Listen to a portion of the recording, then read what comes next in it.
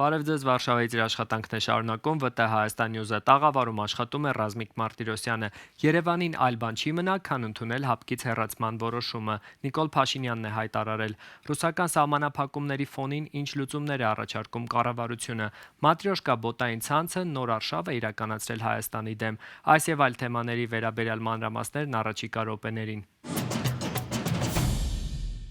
Եթե ՀԱՊԿ անդամ երկրները որոշեն Հայաստանին հեռացնել այդ կառույցից, ապա Հայաստանի կառավարությունն այդ որոշումը կընդունի ի գիտություն։ Վարչապետ Նիկոլ Փաշինյանն է այսօր հայտարարել.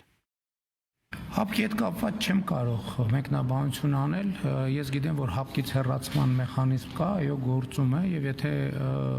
անդամ երկրները որոշեն Հայաստանին հեռացնել, մենք ստիպված կլինենք այդ որոշումը ընդունել ի գիտություն, ուրիշ բան անելու չունենք։ ՀԱՊԿ-ի հետ կապված դուք ասացիք ի գիտություն կընդունեք այն հնարավոր սցենարը, որը կարող է այնտեղ որոշվել։ Ես ուզում եմ ճշտել, Հայաստանը շարունակելու է չվճարել այդ անդամավճարները, այսինքն առնվազն այս փուլում իրենք դրա հետ կապված խնդիր ունեն եւ համարում են, որ այդ ընդհանուր բյուջեի նկատմամբ պարտավորությունները Հայաստանը չի կատարում։ Հայաստանը շարունակելու է այս դիրքորոշումը պահել, թե հնարավոր է վերանայեք եւ սկսեք վճարել։ ՀԱՊԿ-ի մասով ոչ չենք պատրաստվում որևէ բան փոխել։ Սա նշանակում է, որ դες չի մտահոգում այն հնարավոր Այո, դա է նշանակում։ Հայաստանի հեռացան։ Այո, դա է նշանակում։ Այդպես չի եղել։ Տելեգրամյան Հա ոչինչ, բայց ինձ չի մտահոգում։ Ամեն դեպքում հայտարարությունը այդպես չի եղել։ Բայց ինձ մեկը չի մտահոգում։ Ռուսաստանի կողմից Հայաստանի նկատմամբ կիրառվող տնտեսական սահմանափակումների ֆոնին Հայաստանի կառավարությունը հաստատեց արտահանման աջակցության ուղղված երկրորդ ծրագիրը։ Նախագծով առաջարկվում է հունիս ամսվա ընթացքում արտահանում իրականացնող տնտեսվարողներին տրամադրել փոխհատուցում հետևյալ չափով. ծիրանի 1 կիլոգրամի համար 200 դրամ, սալորի, դեղցի եւ նեկտարինի յուրաքանչյուր 1 կիլոգրամի համար 250 դրամ, կերասին 400 դրամ, շշալցված խաղողի գինու յուրաքանչյուր 1 լիտրի համար 350 դրամ, շշալցված բրենդի յուրաքանչյուր 1 բացարձակ լիտրի համար 830 դրամ եւ հանքային ջրի համար 150 դրամ։ Հայկական ծաղկի բիզնեսը խորը ճգնաժամի մեջ է։ Ռուսաստանի կողմից մայիսի 22-ից ամբողջական սահմանափակումներ մտցնելուց հետո արտահանումը կտրուկ նվազել է։ Մինչ արտադրողները կորուստներ են կրում եւ զանգվածաբար ոչնչացնում են ապրանքները ներքին շուկայի լճացման պատճառով, իշխանությունները հայտարարում են, որ փնտրում են այլընտրանքներ։ Ինչպես է Հայաստանը փորձում դիվերսիֆիկացնել ծաղկի արտահանման շուկաները։ Թեմային անդրադարձել է իմ գործընկեր Արմինե Մարտիրոսյանը։ Այս տնտեսությունում ծաղիկներն այժմ ուտիլիզացվում են հենց ջերմոցներում։ Ապրանքը ժամանակին իրացնել չի հաջողվում։ Դեպի Ռուսաստան արտահանումը կասեցված է, իսկ արտադրանքի առանձնահատկությունը թույլ չի տալիս հետաձգել դրա վաճառքը։ Պարապուրտի յուրաքանչյուր օրվա հետ տնտեսության վնասները միայն ավելանում են։ 100 դրամով, այսինքն արտահանում ենք Ռուսաստան 20 ռուբլով, իսկ 10 դրամով Հայաստանում չեն կարող վաճառենք։ Համեմատած 23-24 թվականի արտահանման գումարի չափի հետ մոտավորապես 40 միլիոն դրամ,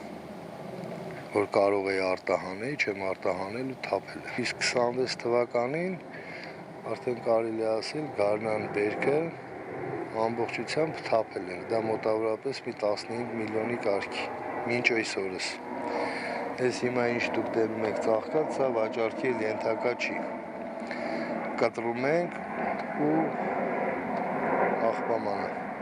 Այս ճգնաժամը մեկ օրում չի սկսվել։ Դեռևս 2025 թվականի հունիսին Ռոսսելխոզնadzորի մասնագետները հենց տեղում պլանտացիաներում իրականացրեցին մոնիտորինգ, որի արդյունքներով Ռուսաստան արտահանելու թույլտվություն ստացան միայն շուրջ 40 խոշոր արտադրող։ Մնացածը ստիպված եղան սահմանափակվել հիմնականում տեղական սպառմամբ, սակայն այս տարվա մայիսի 22-ից սկսած Ռուսաստանի կողմից տոտալ սահմանափակումներից հետո, այդ թվում խոշոր ընկերությունների համար տեղական շուկան գերհագեցավ, իսկ ջերմոցային տնտեսությունները պարզապես պարապուրտի մատնվեցին։ Ունեմ 4 երեխա, 10 աշխատող, հիմա բոլորին տուն եմ ուղարկել, անում ենք ընտանիքով։ Վերջի մայիսի 22-ին բացարձակ չեն զբաղվում ծաղիկով ոչ մի ձև։ Մենակ ես գալիս եմ ջրում եմ, որ ծաղիկը չչորանա։ Ջերմոցների դատարկումն ու աշխատատեղերի կրճատումը ճգնաժամի միայն տեսանելի մասն են։ Ըստ Սննդամթերքի անվտանգության տեսչության մարմնի տվյալների, մինչև մայիսի 22-ի սահմանափակումները 10 օրվա ընթացքում երրորդ երկրներ էր արտահանվել ավելի քան 2 միլիոն հատ եւ շուրջ 6.5 տոննա ծաղիկ։ Արգելքից հետո նույն ժամանակահատվածում այդ թիվը նվազել է շուրջ 40%-ով, հասնելով ավելի քան 1 միլիոն 200,000 հատի եւ մոտ 15 տոննայի։ Մինչ քաղաքական գործիչները խնդրի հիմքում տեսնում են քաղաքականություն եւ հայ-ռուսական երկկողմ հարաբերությունների վատթարացում, տեսչական մարմնում պատճառը փնտրում են փաստաթղթերի եւ ֆիտոսանիտարական խնդիրների մեջ։ Այս տարվա եւ անցյալ տարվա ընթացքում ունեցել ենք մոտավորապես 139 դեպք, որոնք որ Հայաստանի Հանրապետությունում տրվել են բուսասանիտարական սերտիֆիկատներ եւ այնտեղ փորձաքննություն անցնելու ժամանակ հայտնաբերվել են առանձին վնասատուներ։ Ինքը նենց մանր միջատա, նենց մանր կոպիտ ասած առանձին վնասատու է, որ կարա փորձաքննված բեռի մեջ չլինի, բայց մի քանի արկղենկով որևէ ապրանքի մեջ հայտնաբերվի։ Դրա համար ինքը շատ քիչ վիճարկելի հարց է։ Որպես արձագանք ստեղծված իրավիճակին, Եվրահանձնաժողովի նախագահ Ուրսուլա ֆոն դեր Լայենը հայտարարեց Հայաստանին ավելի քան 50 միլիոն եվրոյի օգնության տրամադրելու եւ դեպի ԵՄ արտահանումը խրախուսելու մասին։ Առաջին խմբականակը 5500 վարդ արդեն ուղարկվել է Լատվիա, սակայն ֆերմերները հորդորում են պատրանքներ չունենալ։ Միգուցե մեծ ջերմոցները, որը որ եվրոստանդարտի համապատասխան գիդրապոն մեթոդով աճացնող ջերմոցները չեմ հասկացում, որ իրենց ծաղիկը ավելի որակյալ է։ Մնում է ինքնարժեքի լոգիստիկայի հարցը, բայց գյուղացիների աճացրած ծաղիկը դա հեքիաթ է, որ կարող են Եվրոպայում վաճառել։ Մեր ծաղիկը բավականին մեծ անուն էր ռուսական շուկայում, ու մինչ օրս ամեն օր զանգում են, հն չբացվեց։ Ես տարբեր քաղաքներ եմ արտահանել։ Շուկա տվեք, նոր խզեք Ռուսաստանի հետ հարաբերությունները։ Քանի դեռ այլընտրանքային շուկաների որոնումները շարունակվում են, տեղական արտադրողների համար ժամանակի գործոնը դառնում է օրհասական։ Մենք, ոնց ասեմ, կարանք դիմանանք երևի մինչև գազ վառելու շրջանը գա։ Դրանից հետո բանկրոտ։ Արմինե Մարտիրոսյան, ՎՏ Հայաստան News, Երևան։ Վերջին օրերին ամենից քննարկվող հարցերի Բարգավաճ Հայաստանի խորհրդարան անցնելու պարագայում մանդատների բաշխման եւ մանդատներից հրաժարվել չհրաժարվելու իրավական հետևանքների վերաբերյալ կզրուցենք իրավաբան Հասմիկ Հարությունյանի հետ։ Բարև ձեզ, շատ շնորհակալ եմ, որ ժամանակ գտաք մեզ հետ զրուցելու համար։ Բարև ձեզ, շնորհակալ եմ հրավերի համար։ Այս օրերին ամենից շատ քննարկվող հարցերին անդրադառնանք, նախ ընթանում է վերահաշվարկ, որի արդյունքում պարզ կլինի Բարգավաճ Հայաստանը հայտնվում է խորհրդարանում թե ոչ, ամեն դեպքում այս պահին եղած արդյունքներով եկեք երկու սցենարներին էլ անդրադառնանք, հայտնվելու դեպքում ինչ իրավիճակ կունենանք եւ եթե չի հայտնվում Բարգավաճ Հայաստանը, ինչ իրավիճակ կունենանք, որովհետեւ ամեն դեպքում երկու պարագայում էլ քաղաքացիական պայմանագիրն ունի մեծամասնություն, բայց որ դեպքում ինչ է դա նշանակում։ Շնորհակալ եմ այս կարևոր թեմայի եւ հարցադրմանը անդրադառնալու համար։ Իսկապես այս օրերի ամենակարևոր թեման է եւ կարծես թե ընտրությունները ավարտվել են եւ պիտի ինչ որ հանգուցալուծում այդքան սպասված հունիսի 7-ից հետո լիներ, բայց որպես այդպեսին դեռևս մենք վերջնական արդյունքներ չունենք։ Եթե թույլ կտաք երկու բառով նախ այդ հաշվարկին հասնելու հիմքում ընկած կարգավորումների մասին խոսենք, որովհետեւ մենք գործ ունենք ըստ էության 2015 թվականի Սահմանադրության եւ դրանից հետո արդեն համապատասխան փոփոխություններով ընդունված ընտրական օրենսգրքի հետ, որոնք հստակ նախատեսում են, որ ազգային ժողովը ձևավորվում է ունենալով առնվազն 101 պատգամավոր, որին բնականաբար ավելանում են տրվում են նաեւ ազգային փոքրամասնությունների տեղերը, հա, եւ process-ը տեղի է ունենում համամասնական ընտրակարգով։ Իսկ մանդատների բաշխման ընթացակարգը արդեն ընտրական օրենսգիրքը բավականաչափ հստակ կարգավորել է եւ մենք տեսել ենք արդեն եւ 18 թվականի եւ 19 եւ 21 թվականի ընտրություններից այդ բանաձևի կիրառման մանդատների բաշխման ընթացակարգը։ Ինչպես է դա ըստ էության տեղի ունենում եւ դրանով պայմանավորված հենց այս պահին էլ այդ վերահաշվարկների արդյունքում ըստ էության ձեր նշած Բարգավաճ Հայաստան կուսակցության, հա, անցնել չանցնելու հարցը ըստ էության ունի շատ կարևոր կարևոր նշանակություն, որովհետև տեսեք, ըստ կարգավորումների յուրաքանչյուր կուսակցության հասանելիք մանդատների թվի հաշվարկը կատարվում է հստակ սահմանված բանաձևով, առ այն, որ յուրաքանչյուր կուսակցությանը կամ դաշինքին կողմ քվեարկած քվեաթերթիկների թիվը ըստ էության բազմապատկվում է 101-ով, այսինքն նախատեսված այդ նվազագույն պատգամավորների թվով, եւ արդյունքը արդեն բաժանվում է արգելապատնի շահատարած կուսակցությունների կամ դաշինքին կողմ քվեարկած քվեաթերթիկների ընդհանուր թվի վրա եւ առանձնացվում են ամբողջական թվեր։ Այդ կանոնով գումարելու արդյունքում մինչ վերջնահաշվարկը տեղի ունեցած, այդ ամփոփման արդյունքում մենք ունենք հետեւյալ պատկերը, որ քաղաքացիական պայմանագիրը ըստ էության ստացել է 64 մանդատ, ունենք արդեն 29 մանդատ ուժեղ Հայաստանը եւ 12 մանդատ Հայաստան դաշինքին։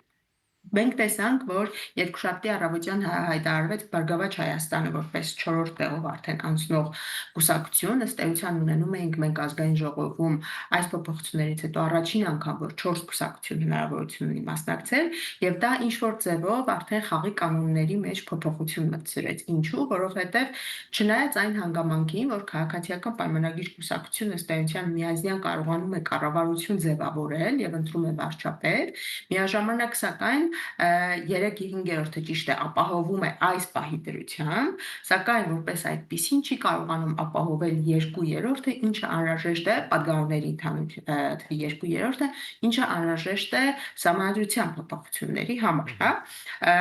Բայց եթե մենք երկրորդ տարբերակով սցենարը քննարկենք, օրինակ տեղի ունենում վերահաշվարկ եւ հետ ենք գնում այն նախնական թվային պատկերին, երբ որ մենք ունենք նաեւ Բարգավաճ Հայաստանը անցողիկ շեմով հաղթահարած այդ 4%-ը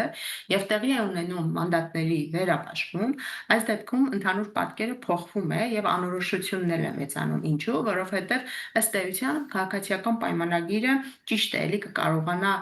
ձևավորել կառավարություն եւ նաեւ վարչապետ ընտրել, բայց այստեղ ոչ միայն 2/3-ի հետ կապված խնդիր է լինում, այլ նաեւ 3/5-ի։ Իսկ ինչու է սա կարեւոր, որովհետեւ մեր ընտրական օրենսգրքի կարգավորումները այնպիսին են, որ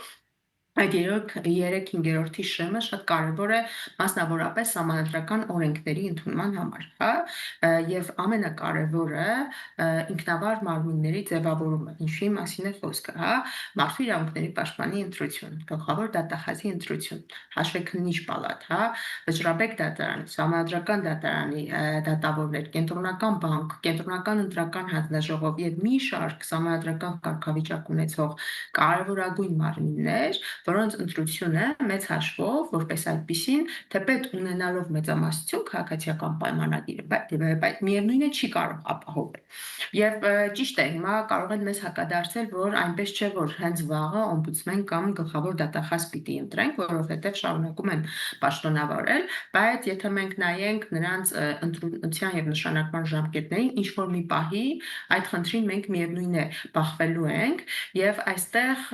կամ կոնսենսուսի անհրաժեշտություն է լինելու, եթե մենք քննարկենք այն տարբերակը, որ ընդդիմադիր կուսակցությունները որոշում են մանդատները պահել եւ ներկա լինել ազգային ժողովում։ Առաջարկում եմ հենց այս թեմային անդրադառնալ արդեն, վերցնել թե չվերցնել մանդատները, այս հարցն է օրակարգում, ի վերջո ինչ է փոխվում, վերցնելու եւ չվերցնելու պարագայում։ Տեսեք, եւ վերցնելու եւ չվերցնելու պարագայում իրականում որոշակի այսպես հանգուցալուծում չենք ունենում, որովհետեւ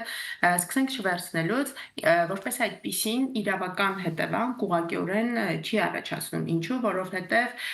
նախ դա պահանջում է որոշակի ընդհանցակարգ շատ հստակ, չեն կարող ուղղակի բանավոր հայտարարություններով բավարարվել, պիտի հստակ գրավոր ընդհանցակարգով կենտրոնական ընտրական հանձնաժողով դիմում ներկայացվի։ Եվ այստեղ ընդդիմադիր կուսակցությունների խնդիրն է ապահովել, որ իրենց ցուցակում ընդգրկված բոլոր պատգամավորները մեկ մարդու նման դա իրականացնեն, հակառակ դեպքում, եթե նույնիսկ 30-40 տեխնացու հրաժարվում է, բայց ցուցակում կան այլ տեխնացուներ եւս, հնարավոր է, որ այդ մանդատները վերջի վերջո վերցվեն, հա, այսպես ասած։ Եվ դա չի կարող սոսկ, էլի եմ ասում, բանավոր հայտարարություններով իրականացնել։ Չվերցնելու դեպքում մենք ավելի շատ կարող ենք ունենալ, այսպես ասած, առնչվել քաղաքական հետևանքների հետ, ինչը հանգեցնելու է առաջին հերթին բնականաբար ինչ որ ժամանակ հետո լեգիտիմության խնդրի, ինչի չէ նաև բոյկոտի եւ քաղաքական ճգնաժամի, որովհետեւ առանց ընդդիմության, չնայած այն հանգամանքին, որ ազգային ժողովում կենտրոնական դրական հանձնաժողովի կողմից մանդատների բաշխում տեղի կունենա եւ քաղաքացիական պայմանագիրը ըստ էության կձևավորի ազգային ժողովը, բայց իմ նախորդ խոսքում նշած այդ 2/3 եւ 3/5 պահանջը չապահովելու պարագայում գործունեությունը ազգային ժողովի ինչ որ մի պահից բախվելու է լուրջ խոչընդոտների, որովհետեւ սահմանադրական օրենքների ընդունումը, իմ նշած այդ ինքնավար մարմինների ձևավորումը մեծ հաշվով տեղի չի ունենալու, չի կայանալու եւ մենք